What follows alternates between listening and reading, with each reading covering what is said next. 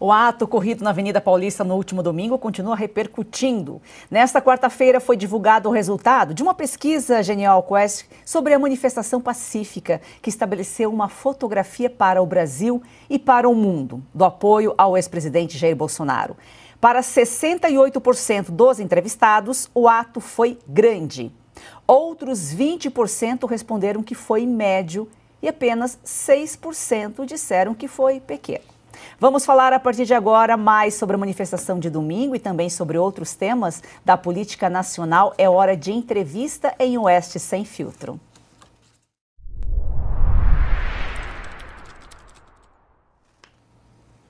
Boa noite, deputado Nicolas Ferreira. Parece que a população, enfim, aí está reconhecendo o óbvio, né? O ato de domingo realmente foi grande. Boa noite a todos os telespectadores da Oeste. De fato, o dia 25 de fevereiro de 2024 foi um dia histórico para o Brasil. Demos um recado, né, aos poderosos que querem tirar a nossa liberdade, que desejam calar seus opositores, né, perseguir quem discorda de suas posições, que aplicam penas desproporcionais a cidadãos comuns por mera vingança pessoal, de que nós existimos. Muito embora eles dizem que nos derrotaram, mas nós estamos vivos, temos personalidade, né? Somos humanos e não vamos desistir tão fácil como eles almejam. E também um recado para nós mesmos, como eu disse ali no meu discurso, para que a gente se fortaleça, para que a gente saiba que nós estamos em uma maratona, não em uma corrida de 100 metros, e que depende de fato de milhares de pessoas para poder mudar esse país. Foram diversas tentativas à esquerda para poder minguar a manifestação. Uma hora era trovoadas, uma hora era previsão de chuva, uma hora era dizendo que haveria diversas torcidas organizadas com manifestação na Paulista. Inclusive, disseram que se dissesse um ai contra o STF, que sairíamos de lá preso. Ou seja, toda uma tentativa frustrada de minguar a manifestação, porque de fato tinha ali aproximadamente 1 milhão de pessoas na Avenida Paulista, uma manifestação pacífica, não se viu absolutamente nada quebrado, nada depredado, como aconteceu diversas vezes com manifestações da esquerda, com os blocos, ou manifestações, né, do MST, quando queimavam pneus em rodovias, bem diferente. Nós mais uma vez mostramos que a direita consegue fazer um movimento gigante, pacífico, e com um verdadeiro líder da nação, chamado Jair Messias Bolsonaro, que convidou os brasileiros a irem às ruas para poder ouvir um recado muito importante da parte dele e da parte de outras pessoas que estavam ali compondo aquele caminhão e representando ali milhões de pessoas. Quando a população de bem se reúne sem infiltrados, a ordem é mantida. Ana Paula, sua pergunta ao deputado. Boa noite, Nicolas. Obrigada pela entrevista. Muito bom ter você aqui com a gente. Deputado, a minha pergunta é muito direta. Nós sabemos, o povo brasileiro já entendeu que tem muito político que surfa na onda do Bolsonaro, que sobe no caminhão, sobe no palanque e chega ali na hora de votar, vota com o centrão, vota com a esquerda. Não é o seu caso, que sempre mostra os seus votos nas suas redes sociais, o Marcel Van Hatten, o próprio Ricardo Salles. Mas nós sabemos, a população já entendeu que tem muita gente que faz isso, né? Que o discurso na rede social ou ao lado do Bolsonaro é mas na hora de apertar ali no voto contra a esquerda nefasta, eles acabam fazendo algum tipo de acordo.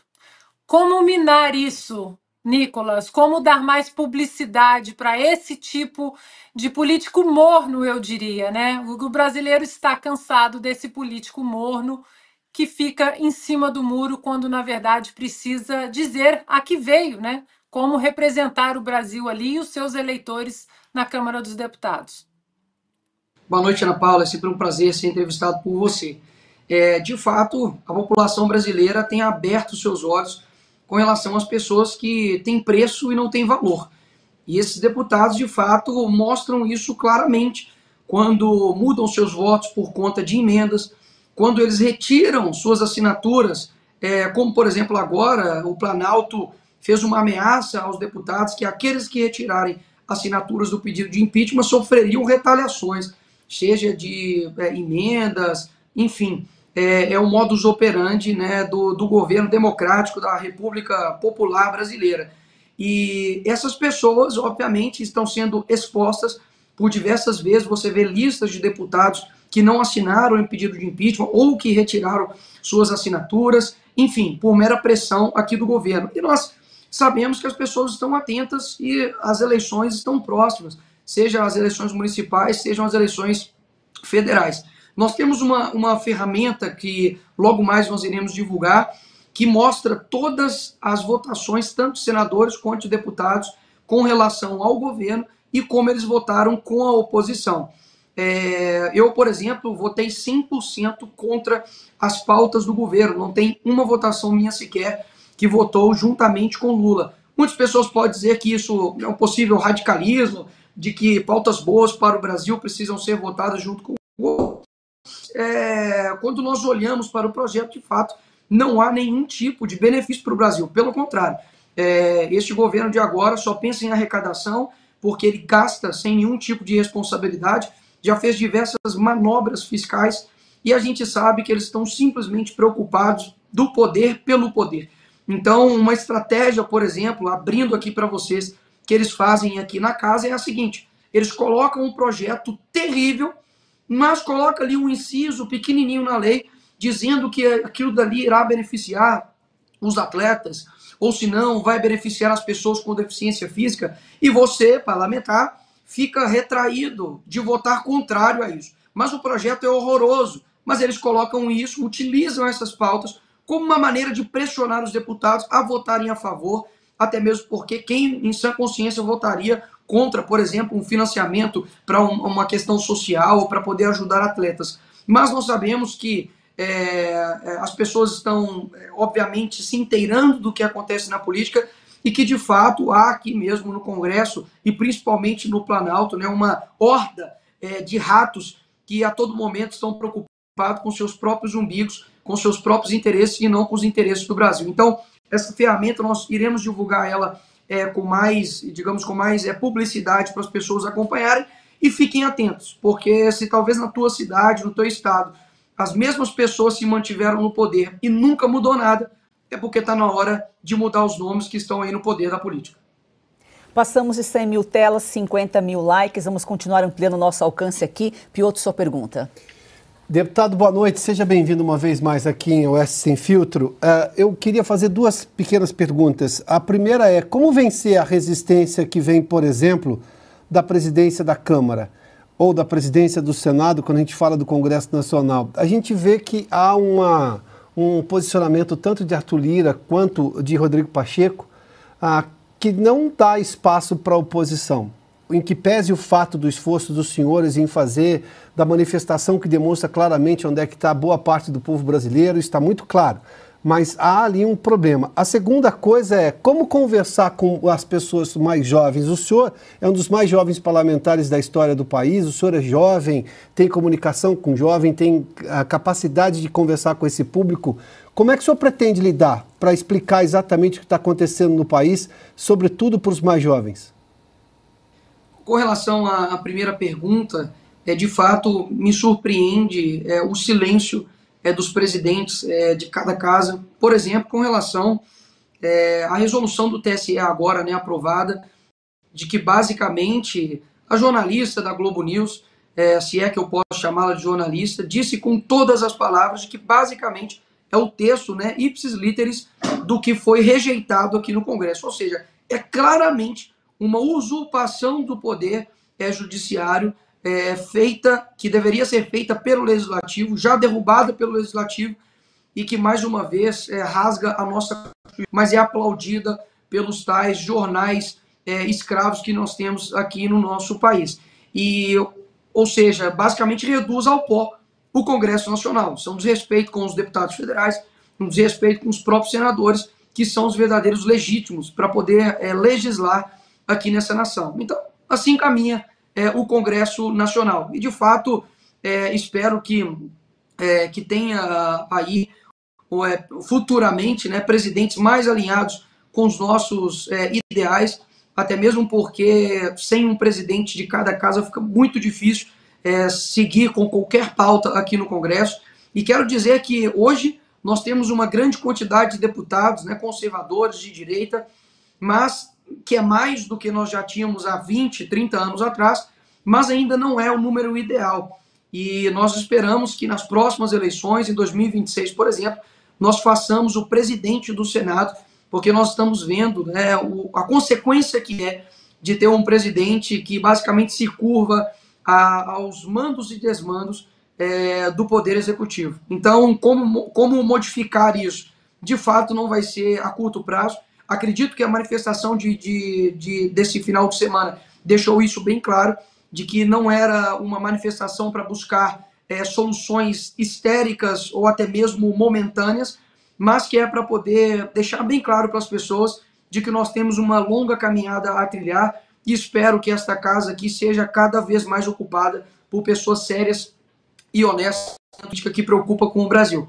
Eu confesso para vocês que a palavra que eu mais escuto aqui em Brasília é Brasil. O que eu mais escuto aqui muitas vezes é emenda, o que eu mais escuto aqui de fato é interesses próprios e graças a Deus nós estamos mostrando à população brasileira que é possível fazer uma política sem toma lá da cá, que consegue representar as pessoas sem vender, né, aí a tua alma praticamente em troca de migalhas que brevemente irão passar. Com relação à juventude, eu tenho 27 anos, muitos dizem que eu tenho a cara mais nova do que isso, eu agradeço, não tenho vergonha da minha juventude, pelo contrário, teria vergonha de defender uma ideologia falida como a do comunismo, e eu acredito que comunicar com o jovem não é diferente do que comunicar com qualquer um outro. O jovem gosta de autenticidade, o jovem gosta de pessoas criativas, o jovem gosta de estar atualizado e ele gosta de defender uma causa. E durante muito tempo nós não podíamos ser jovens e políticos a não ser se tivesse uma foice e martelo ou uma imagem do Che Guevara no peito. Isso foi alterando ao longo dos tempos e assim como Bolsonaro fez na política, Olavo de Carvalho fez também na filosofia, hoje nós temos aí diversos jovens que frequentam aqui, por exemplo, o meu gabinete, que consomem literaturas que são conservadoras ou ao menos literaturas que não são pautadas pela esquerda. Então você tem hoje adolescentes conhecendo Roger Scruton, Jordan Peterson, Russell Kirk, Olavo de Carvalho. Essa juventude ela está mais atenta à verdade. Então quanto mais genuíno você for, mais você irá ganhar a juventude. Então durante muito tempo o PT fez um trabalho muito específico em cima da juventude, porque nós jovens temos força. Eu comparo a juventude como se fosse a perna do Roberto Carlos, né? Inclusive a única esquerda que funciona no Brasil foi a perna esquerda do Roberto Carlos. Ou seja, nós temos força. Mas se nós não tivermos um propósito, nós não tivermos um sentido, não adianta nada. O Roberto Carlos pode ter a força que quiser na sua perna esquerda, mas se ele não direcionar para o gol, nada adianta.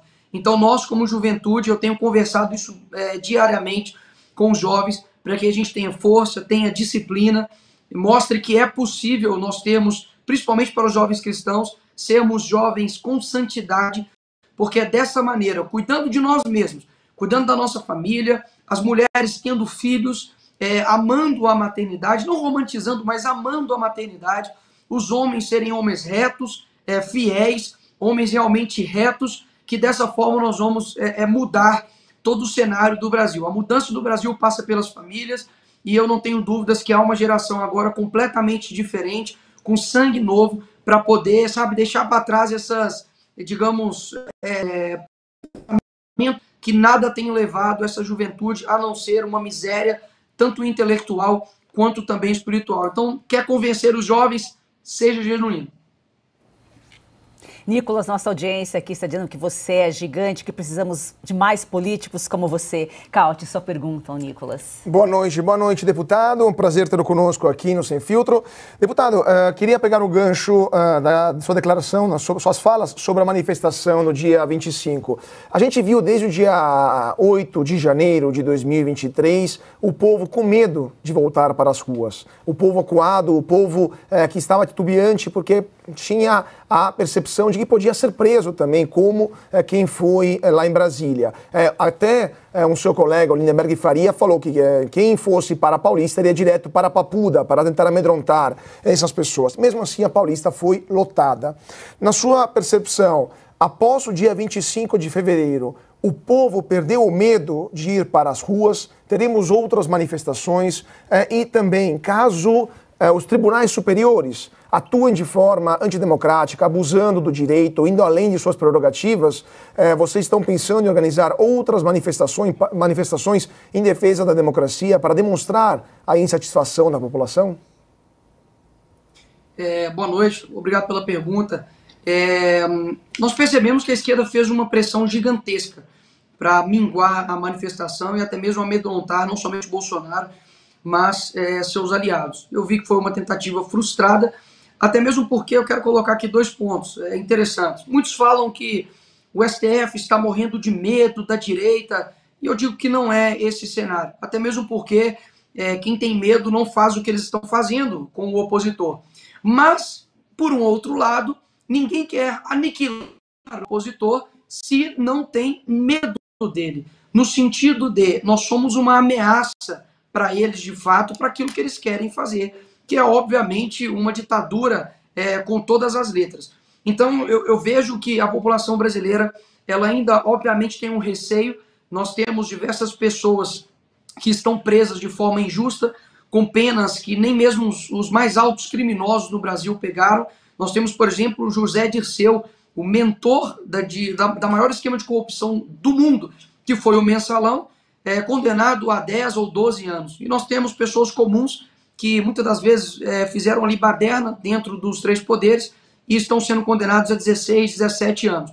Inclusive, nessa semana passada, visitei uma moça, e já quero deixar claro aqui para todos, que está numa situação muito complicada, uma situação realmente de vida e de morte, porque foi condenada, está numa fase processual que ainda pode ser alterada a sua decisão, mas que nunca mais quer voltar à prisão, e essas pessoas simplesmente estão sendo jogadas para debaixo do tapete da história, enquanto criminosos, líderes de organizações criminosas, estão sendo soltos e muitas das vezes não cumprindo a pena que essas pessoas pegaram. Então as pessoas continuam com esse receio, mas eu acredito que a manifestação do dia 25 energizou as esperanças da pessoa. A Bíblia fala que o verdadeiro amor lança fora todo o medo. Então, se nós tivermos de fato um amor pelo Brasil, um propósito, o medo ele vai indo embora. Muitas pessoas dizem, Nicolas, você precisa pegar um pouco leve, não pode falar isso e aquilo. E eu digo o seguinte, olha, vocês gostam de mim por eu dizer as coisas que eu digo. Não vou servir a vocês se eu subir na tribuna e ficar calado. É claro que nós temos um equilíbrio, é claro que nós temos, como a Bíblia diz, há tempo para todas as coisas, há tempo de ser mais enérgico, há tempo de se calar, há tempo de paz e há tempo de guerra, é claro. Mas nós não podemos sufocar a verdade. Eles sabem do nosso potencial e por isso mesmo que eles querem tanto nos calar. Eu fiz um vídeo, por exemplo, sobre a Ilha de Marajó, a hipocrisia dos artistas, do atual governo. Somente no meu Instagram deu mais de 50 milhões de visualizações. Somente um vídeo. Os meus últimos 3 vídeos postados no Instagram somam mais de 100 milhões de visualizações. Então eles sabem que hoje nós comunicamos para milhões de pessoas. Ou seja, o medo também está com eles. Então eu acho que a manifestação ela quis trazer este propósito de nos fortalecermos, de saber que sacrifícios irão existir, possivelmente mais prisões irão acontecer, mas eu não tenho dúvidas que cada um tem um propósito aqui nessa terra. João Batista foi decapitado porque ele estava falando mal das autoridades e denunciando as autoridades na época, que era o rei Herodes, e por este motivo foi morto. A mulher do rei pediu a cabeça dele na bandeja. E eu tenho certeza que na época muitas pessoas diziam, João Batista, não fala isso, talvez você vai ser morto, podem até te prender, e nós precisamos da tua voz. Se acontecer isso com você, vai se perder todo o teu propósito. E, na verdade, o sacrifício de João Batista fez com que, depois de 2000 anos, um menino deputado que veio da favela está falando aqui para milhares de pessoas do exemplo que ele teve de coragem e de inspiração. É claro que nenhum de nós buscamos a cassação do mandato, até mesmo que eu quero representar as pessoas que me colocaram aqui. Eu não estou buscando a prisão, porque seria antinatural eu buscar o sofrimento, mas eu sei que o sofrimento ele é uma consequência de todos aqueles que têm um grande propósito aqui nessa terra. Então eles ficam, de fato, assim, temerários, porque nós somos imparáveis e nós estamos criando uma geração de imparáveis aqui nesse Brasil que, como eu disse no discurso, a gente não pode ter menos persistência do que o nosso inimigo. Entregar de bandeja um Brasil para essa corja é simplesmente dar um atestado de desistência para o bem e um atestado de vitória para o mal. E nossa audiência vai nos ajudar aqui a alcançar o maior número de pessoas. Estamos com 112 mil telas, 61 mil likes, de 1.000 em 1.000. A gente vai chegar aí aos milhões. Deputado, falávamos aqui no início do programa sobre a homenagem hoje ao MST, aos 40 anos de MST. Vários veículos colocaram na chamada Câmara homenageia, Câmara faz sessão. Como que a gente pode dizer que a Câmara homenageia o MST quando 95 deputados votaram por essa homenagem, sendo que apenas dois líderes de bancada assinaram, e o voto desses 2 líderes vale para 95 deputados, sendo que na Câmara nós temos 513 deputados.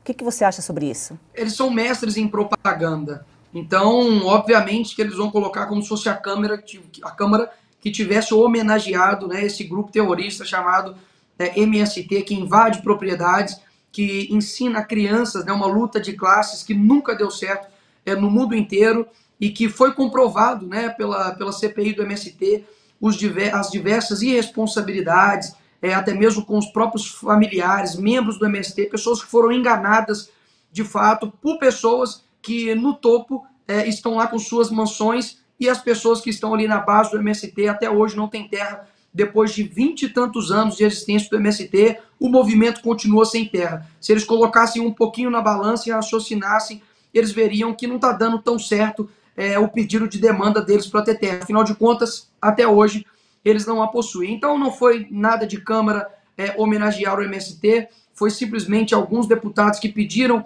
essa sessão solene. Não achei equilibrado do presidente pautar e dar esse dia para ser homenageado esse grupo, até mesmo porque, olha como está invertido as coisas, né? Nós temos pessoas baderneiras que, inclusive, já invadiram aqui a Praça dos Três Poderes em outras ocasiões passadas, pessoas que, obviamente, não possuem um pingo de respeito pela democracia. O seu líder, né, Stedley, por diversas vezes já falou a respeito de uma atitude enérgica contra a direita. O próprio Lula já disse anteriormente em manifestações de que o Stedley iria colocar o seu exército nas ruas. Ou seja, esse não é um discurso de quem é democrático. Pelo contrário, isso é um discurso de quem é tirânico e não quer ouvir o contraditório em nenhum tipo de caso. Então, não foi a Câmara que o homenageou. E, por um outro lado, nós temos a completa inversão de valores, onde, por exemplo, lá em Minas Gerais, saiu hoje essa notícia, que a PF indiciou 40 policiais da PRF e do BOP de Minas Gerais por conta da chacina, né, ou da faxina que foi feita quando houve um confronto entre bandidos e polícia, e que 26 bandidos morreram neste confronto, e graças a Deus nenhum policial sofreu nenhum óbito. E agora a polícia está sofrendo uma pressão judiciária com uma perícia completamente sem pé e sem cabeça, somente para poder desmoralizar, para poder perseguir de fato a segurança pública do nosso país. Então, enquanto os bandidos estão sendo homenageados, os policiais saem todos os dias de suas casas, as pessoas estão sendo achincalhados tanto pela mídia quanto também pelos seres que nós temos hoje aqui no Brasil. Nós temos um vídeo no nosso Instagram, no Instagram da Oeste, da nossa repórter Marina Agostini de Brasília, talvez o Nicolas possa responder. Ela mostra os corredores vazios do Congresso. Ela sugere que depois que a multidão foi às ruas no domingo, parece que o Congresso ficou desnorteado. O que acontece em Brasília? Onde estão os parlamentares, Nicolas? Aqui em Brasília acontece de tudo, até mesmo nada. É impressionante como nós saímos de nossas bases, né, de nossas casas, para poder estarmos aqui em Brasília. E, por exemplo, esses dias nós votamos sobre a proibição do céu.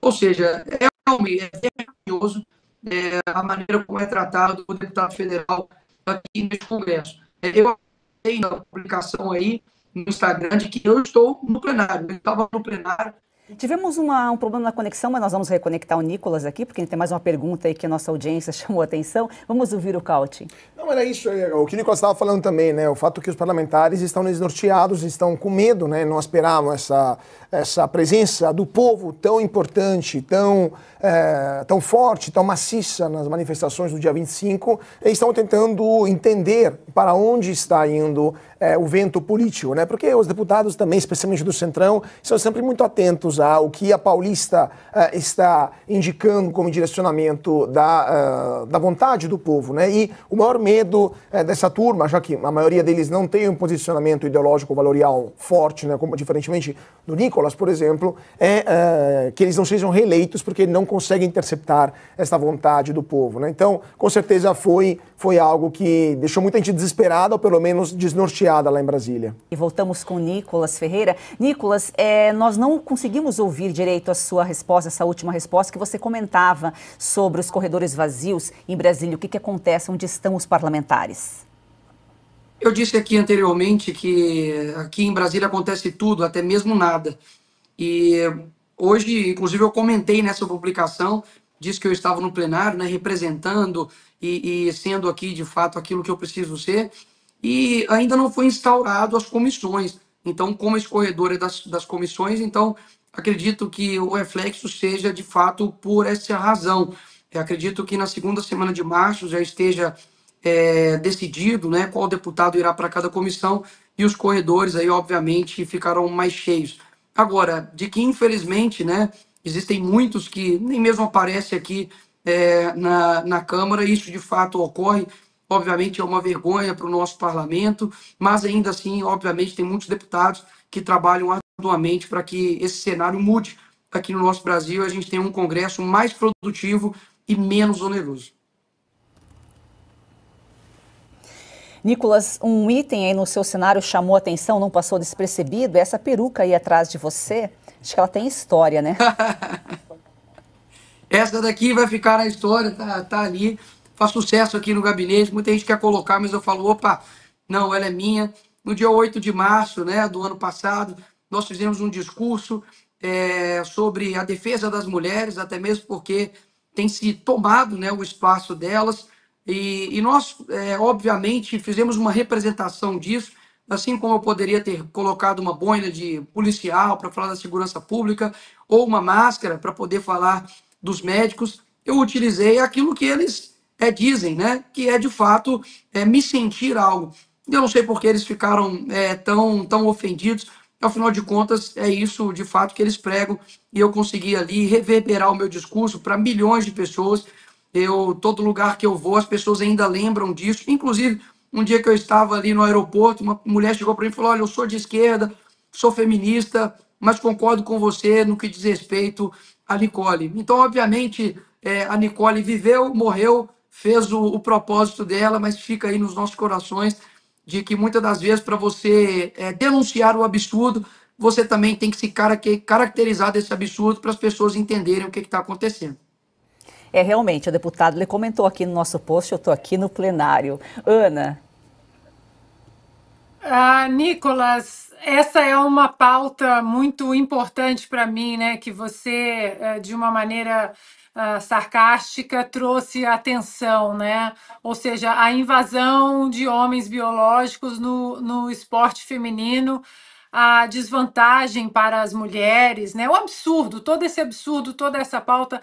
E realmente, Nicolas, tem muita gente até de esquerda que nisso entra nas minhas redes sociais e diz: Ana, nessa eu vou ter que concordar com você. Isso não é um caso de inclusão, mas de exclusão de meninas e mulheres, porque a biologia não é de direita nem de esquerda, né, Nicolas? A biologia é a biologia.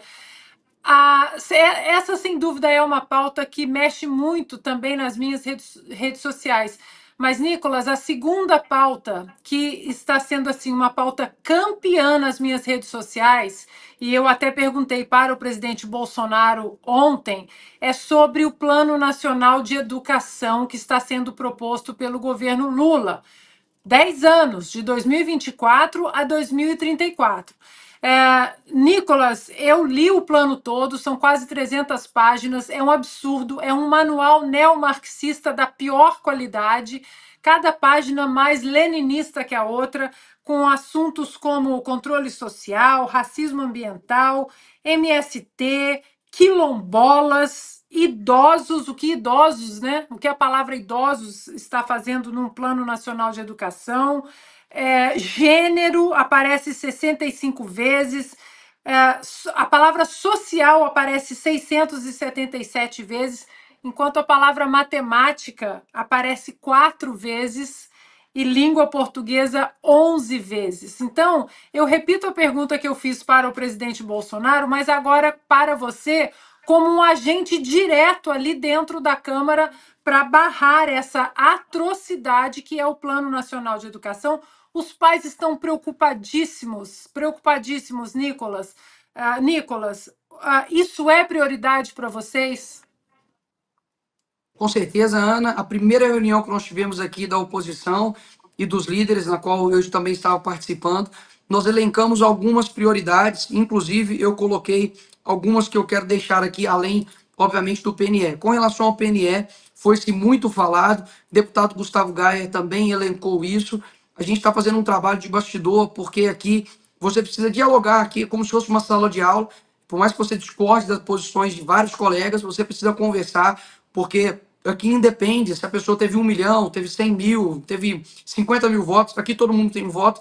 Então nós estamos conversando com os demais deputados, mostrando, né, a gravidade que é esse PNE, que dura 10 anos, não é uma coisa somente para eleitoral, realmente ultrapassa os governos, e nós já elencamos todos os pontos deficitários, né? Que de fato, como você disse, a palavra social, a palavra gênero aparece mais do que história, do que matemática, do que biologia, ou seja, não é um plano nacional de educação, é um plano nacional da esquerda. Pode até manter o PNE, mas muda a educação pela esquerda.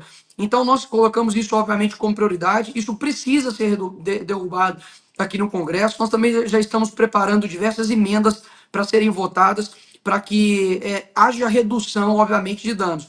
Puxa um pouco aqui, obviamente, da orelha da própria direita, que se mobilizou muito pouco, porque até mesmo porque eles fizeram um modus operandi muito a toque de caixa para poder isso ser aprovado nos conselhos, né, estaduais, mas nós precisamos, obviamente, ter pessoas mais ativas nessa área para que a educação do nosso país não seja direcionado por pessoas ideologicamente marxistas e que não estão preocupados com a educação, mas sim preocupados com a sua própria instauração da sua ideologia aqui no nosso poder, no nosso país. Eu elenquei algumas outras também para poder não acalmar, mas para poder noticiar para as pessoas com relação também à vacinação obrigatória em crianças. Eu já conversei com o presidente Lira para poder pautar o PDL, né, o projeto de decreto legislativo, para derrubar a medida desse atual governo, por mais que foi uma resolução que não deveria ter a força de lei, mas está sendo usado essa resolução para poder aplicar vacinas, né, em crianças que não são grupo de risco. Inclusive, senador Eduardo Girão fez uma audiência pública muito importante e fundamental aqui no Senado. Os doutores deixaram assim claros pontos que eu mesmo fiquei assustado, além da bula, mas da própria vacina, que é o resto do resto que o mundo nenhum está usando, está sendo utilizado aqui no Brasil. E nós sabemos que muitas pessoas, por exemplo, foram vacinadas, mas não pela obrigatoriedade, mas sim pela opção de se vacinar ou não. Ou seja, a liberdade ela deve ser oferecida, até mesmo porque são crianças e os pais são os verdadeiros responsáveis por elas. Então é uma pauta que a gente colocou aqui. O presidente, né, pediu para poder municiá-lo, né, de informação para poder colocar esse PDL, já tem as assinaturas necessárias para ser colocado de urgência aqui no Congresso. Então, são essas pautas que nós temos, obviamente, as prerrogativas dos próprios deputados, né, com relação à sua imunidade, com relação à usurpação dos poderes. Nós estamos assim muito imbuídos de realmente bater nessa tecla para que a gente consiga ter respeito entre os poderes e não o que está acontecendo aqui agora, como, por exemplo, busca e apreensão na casa do líder da oposição, o deputado federal Carlos Jordi, que não há nenhum fundamento para que isso aconteça, a não ser uma instrumentalização, tanto da Polícia Federal, que tem um respaldo gigantesco pela sociedade, mas perderá o respeito se continuar sendo usado dessa forma por pessoas que querem fazer desta polícia uma polícia privada e não uma polícia de Estado. Então, peço aqui mais uma vez para as pessoas, obviamente, terem não uma paciência passiva conosco, mas que entendam que nós não somos maioria aqui nesse Congresso, mas que também não, digamos, desprestigiem, né, o trabalho diário que a gente está fazendo aqui. E tem muito deputado bom que tem feito um incrível trabalho, porque, de fato, nós não estamos numa guerra assimétrica. Eles têm tudo, a gente tem quase praticamente nada, e a gente precisa continuar batalhando para que o cenário mude aos poucos.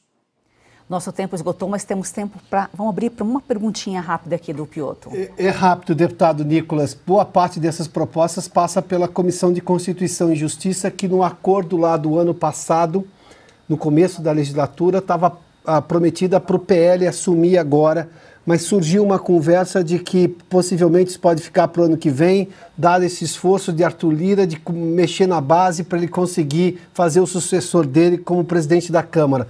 O PL vai abrir mão da Comissão de Constituição e Justiça? Olha, as conversas, Piotr, ainda são muito nebulosas. A gente, obviamente, também ouviu a dizer a respeito disso, de que não seria cumprido o acordo de dar à CCJ, né, uma das mais importantes comissões, se não a mais importante aqui dessa casa. Mas ainda está, como eu disse, ainda está ocorrendo ainda as negociações, mas, obviamente, eu não duvido de nada que ocorra um aceno para o governo executivo para poder tirar e descumprir o acordo com o PL. Eu, inclusive, pleiteei a titularidade na CCJ. Acredito que teremos ali diversos relatórios, tanto para poder aprovar quanto para poder desaprovar. A minha voz e a minha representatividade vai ser importante. Já pleiteei isso com o nosso líder Altineu e acredito que teremos ali mais deputados também lutando para que bons projetos e projetos ruins sejam barrados e bons projetos sigam adiante. Ou seja, ainda temos que esperar ainda um tempo para poder ver se esse acordo será ou não cumprido. Nicolas, você recebeu uma chuva de elogios aqui no nosso chat, pelos comentários. Está muito claro aqui que o Brasil conta com você. Salve, Nicolas. Muito obrigada pela sua participação aqui. Volte sempre. Eu que agradeço a todos. Um abraço para todos aí que acompanharam. Quero dizer que podem sim, de fato, contar comigo, com a minha coragem, com a minha voz. E eu tenho certeza que, como eu disse ali na Paulista, né, o presente é deles, mas o futuro é nosso. E essa geração é a geração da resistência. E eu não tenho dúvidas que um dia a gente vai ter um país mais democrático, mais livre. E isso depende de cada um de nós. Parabéns pelo incrível trabalho. É um jornalismo livre, um jornalismo democrático que passa a verdade para as pessoas. E cada vez mais teremos diversas pessoas com propósitos diferentes, em locais diferentes, fazendo um Brasil melhor. Como eu disse na Paulista, que Deus sare essa nação, porque Ele é a minha esperança. Obrigado a todos.